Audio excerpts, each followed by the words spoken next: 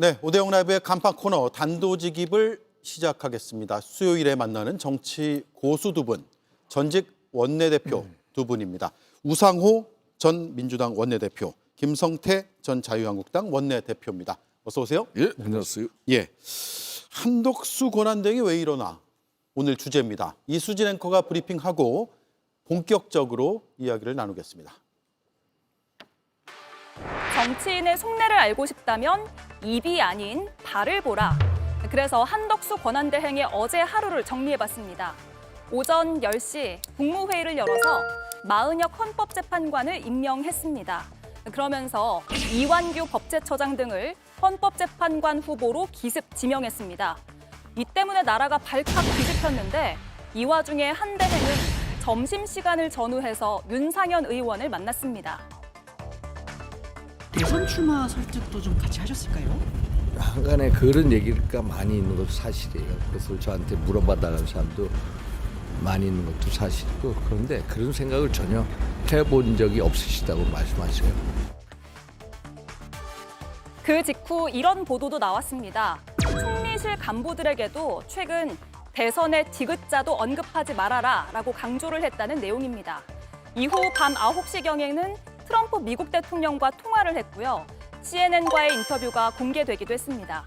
분명 한덕수 대행의 입은 이번이 긴 공직 생활의 마지막이라고 말하고 있는데요.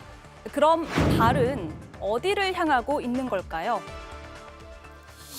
네, 마지막 소임을 강조해 왔는데 정말 대선 출마 생각이 있을까요? 어떻습니까?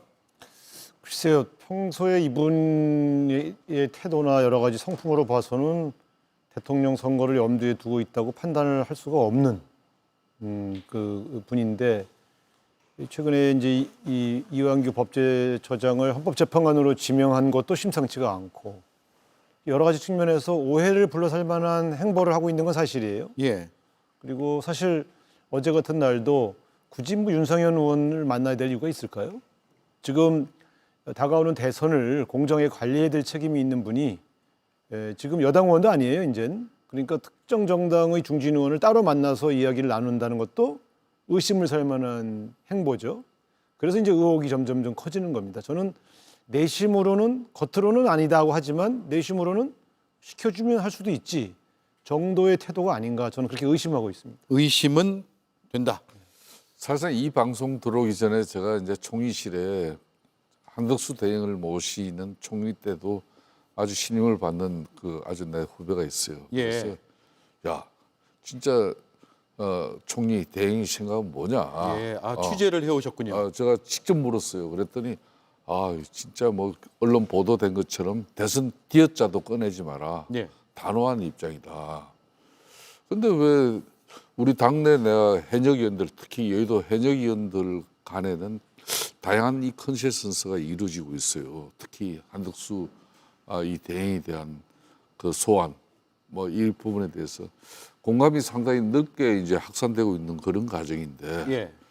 그런데 왜 이런 분위기가 있냐 그랬더니 그건 자신들도 모른다는 그런 입장이죠. 네. 근데 하여튼 지금 한덕수 지금 현재 대행 같은 경우는 이제 이 양 진영, 그러니까 민주당 진영이나 그 국민의힘 보수 진영 이쪽에서 이제 그동안 특히 윤석열 대통령 탄핵 정국 때 뭐 클라이막스 올랐지만은 지난 3년 동안 이렇게 양 진영 간에 정말 극한 대결은 처음이죠. 대한민국 역사상.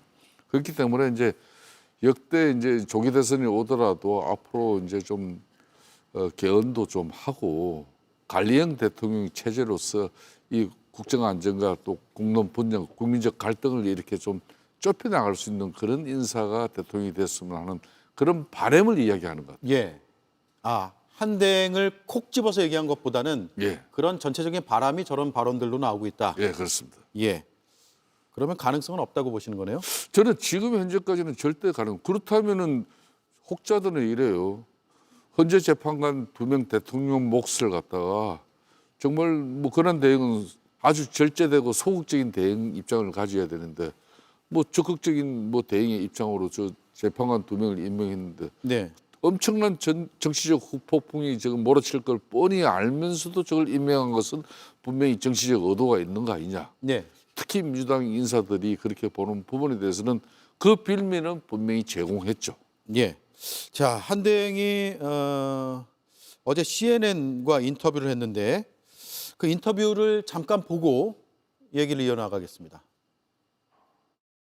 You know, in a very cool way, assess what this kind of 25% means for us, and we should, in a very cool way, should negotiate with them. 예. 자, 미국의 상호관세 부과에 대해서 한국의 입장을 설명한 것이어서 보기에 따라서는 충분히 할 수 있는 또 지금 한국이 좀 위기 상황인 것처럼 바깥에서 비치니까 한국의 입장을 정확히 좀 밝히기 위한 것이다라는 해석도 있고 반면에 외신 인터뷰까지 하는 건 정말 뭐 하려는 거 아니야? 라는 해석도 공존하거든요. 저는 외신과의 회견 때문에 대통령으로 어떤 행보를 하는 게 아니라고 해석하는 건 좀 과도한 것 같아요. 그건 과하다. 그거는 예.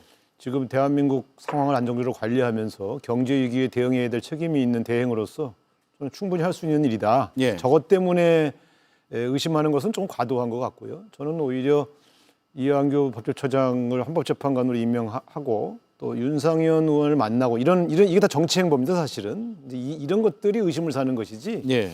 지금 미국의 관세 때문에 대한민국 경제에 온 위기를 방어하기 위해서 미국의 유수한 언론과 인터뷰를 해서 미국 여론을 좀 움직여 보려고 하는 저런 행위는 너무 정치적으로 해석하지 않는 게 좋겠습니다. 국내 정치에 확대 해석할 필요는 없다 이 말씀인데 2017년에 황교안 당시 권한대행은 헌법재판관 지명을 안 했거든요. 네. 그때 이제 정치의 중심에 훨씬 더 계셨으니까 잘 예. 아실 거 아니에요. 그런데 이번엔 했단 말이에요. 예. 근데 2017년 박근혜 대통령 탄핵 이후에 한교안 이제 권한 대행이 그때 이제 양승수 이제 쉽게 말하면 대법원장 임명 몫을 임명은 했어요. 그 대신 예. 그 이후에 대통령 또 몫은 안 대통령 했죠. 몫이 권한 대행으로 이제 임명할 수도 있지만 그 부분은 자신이 이제 그때 이제 조기 대선 날짜가 얼마 남지 않았었어요. 그런 상황이기 때문에 그까지는 본인이 절제된 그런 상황이 있었죠. 예. 그렇지만은 지금 이제 한덕수 대행 같은 경우 지금 현재 상호 관세 문제 해결을 가지고 저렇게 유창한 영어로 미국 그것도 CNN 기자하고 저렇게 인터뷰가 되지 않습니까? 그러니까 국가적으로 지금 대한민국의 상당히 경제적 위기에 지금 현재 환율 지금 관세 문제 있는 부분에 대해서 누가 뭐라 그래도 한덕수 총리 권한 대행 같은 경우는 관료입니다. 특히 경제 관료죠. 그래서 이제 김영삼 대통령 시절에 특허 청장했죠. 산업부 차관했죠. DJ 정부 시절에도 대통령 비서실 경제수석 다 했잖아요. 그리고 노무현 대통령 때는 국무총리까지 했어요. 이분은 지금 총리를 2번 하는 사람입니다. 예. 그리고 미국 대사했죠. 통상교섭본부장했죠. 그렇기 때문에 이 위기에 이분을 잘 활용해서 우리가 그것도 국회에서 제1당인 민주당이 활용해야 되는 것이지 이분을 의심하고 이분이 또 대선 주자로 설 수 있기 때문에 지금 엄청나게 사실상 한덕수 지금 대행의 정치적 체급을 키워주고 있는 사람이 민주당입니다. 지금. 예. 요 며칠 공간이. 그런데 그거는 이런 거예요. 실제로 이제 우리가 볼 때는 이분이 공정한 대선 관리에만 집중하고 그리고 또 지금 당면한 통상 문제에 집중하고 있으면 민주당이 뭐라고 할 이유가 없죠. 오히려 도와주죠. 지금은 여당 야당이 없는 거 아닙니까? 그런 그렇죠. 측면에서 이 공정한 관리 책임이 있는데 사실은 국민의힘에서 유력한 대선 후보로 영입하자는 얘기 나오는 것 자체가 부적절한 거예요. 그러면 이런 분에게 특정 정당이 대선 후보로 거론되는 분에게 우리가 대선 관리를 맡깁니까?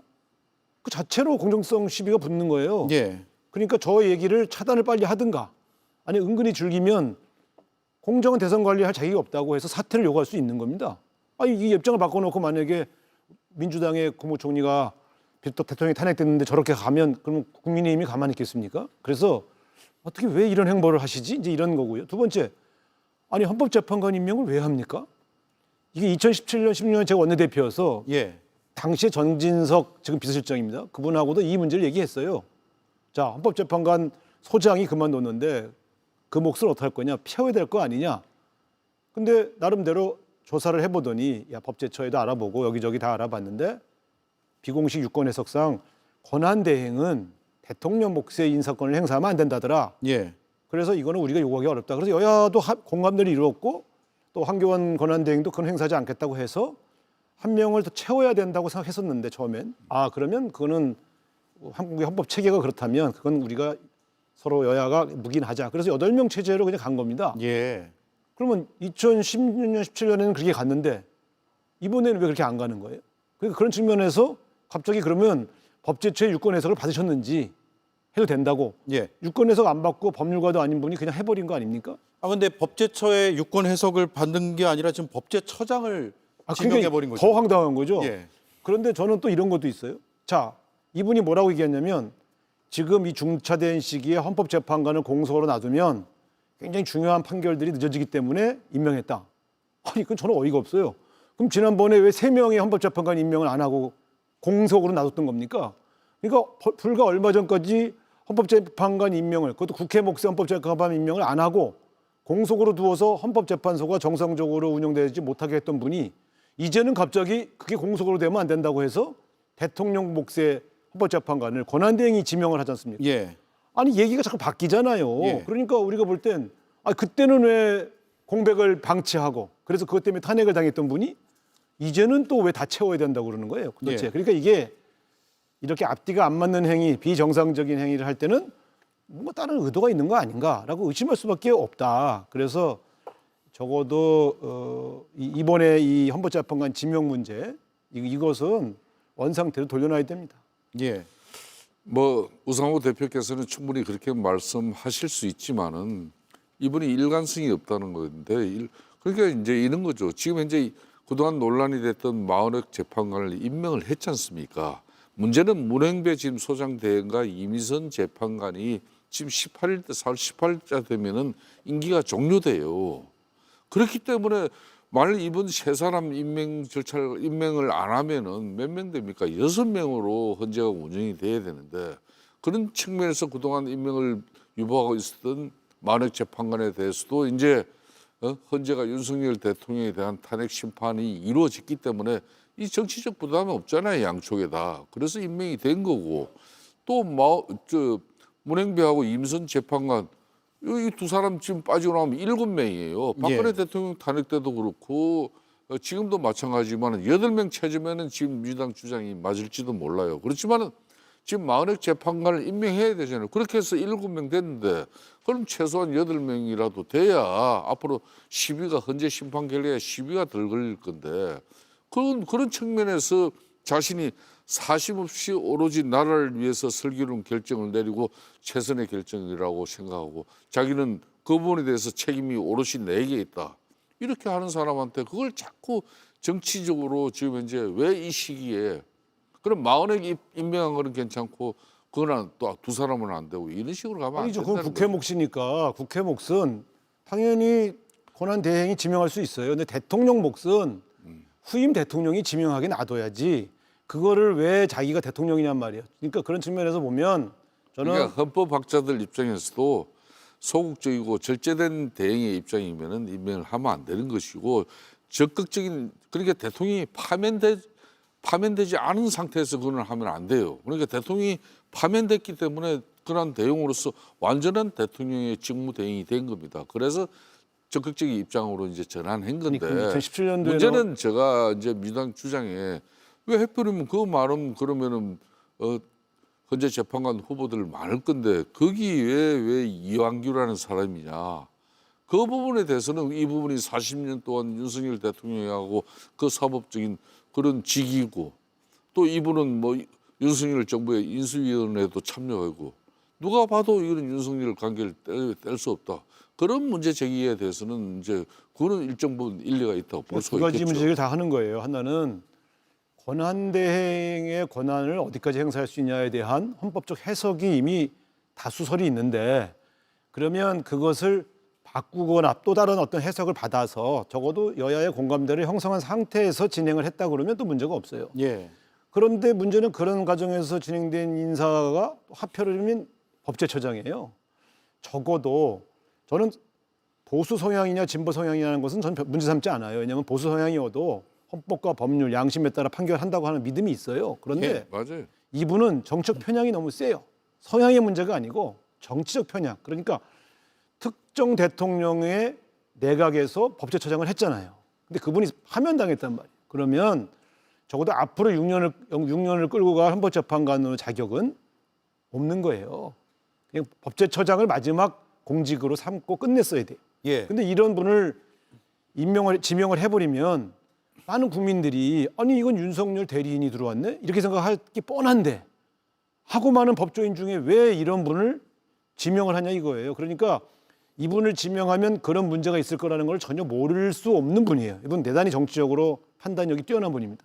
예. 그러면 설사 윤석열 대통령이 전화를 했거나 아니면 민정수석실에서 추천을 했더라도 이 사람은 걸레자라고 역할을 했어야죠. 예. 헌법재판소법을 보면 헌법재판관의 이제 자격 중에 대통령 후보가 당선되게 돕기 위한 목적으로 자문이나 고문 활동, 즉 캠프 활동을 하는 것은 금한다.